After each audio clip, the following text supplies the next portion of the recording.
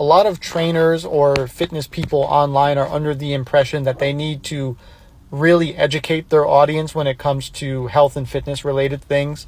And you need to, and that's fine, but you need to ask yourself, do you want to educate your audience or do you want them to buy? Because those are two different things and they require two different approaches to how you market yourself, the content you're posting, the ads that you put out there.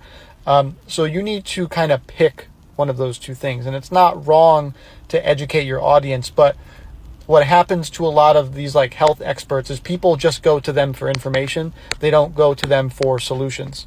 So let's say you're an expert on like the keto diet, for example, or like powerlifting or bodybuilding, and you're putting out all these free tips, all this free content all the time, and people like it and you're helping them and you see likes and comments and followers go up and up and up. And you're like, it's working. I'm, becoming famous in the fitness industry.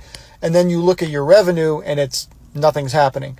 What's really happening, despite you not knowing it, is people just are kind of using you for information and they don't really care about what you have to offer. So you might have, if you're a keto expert, you might have a keto ebook that you want to sell or, keto diet coaching services that you want to sell, but people only come for the content and they don't convert into a lead or a sale.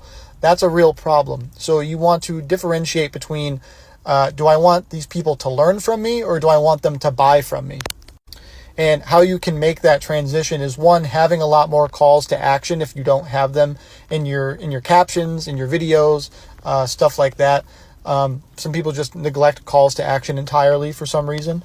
But also the tone, voice that you use and how you are presenting this information. So you can give people the information. There's nothing wrong with educating people and it does help with the trust. But what is going to make people want to buy from you is you really digging into the problems that they're facing. So if you're a keto diet expert, instead of just talking about ketones and, stuff like that, getting into the real nitty-gritty science of everything, what you want to do is focus on the lifestyle problems that people are facing. So talk about weight loss, how, have other diets always failed you?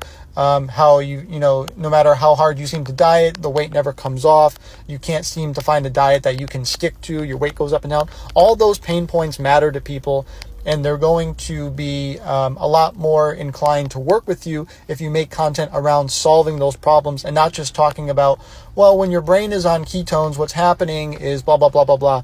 Right? So hopefully you can see how you might be over-educating your audience and how that doesn't really translate into sales. So hopefully this video makes sense and make that switch if you're facing that sort of problem.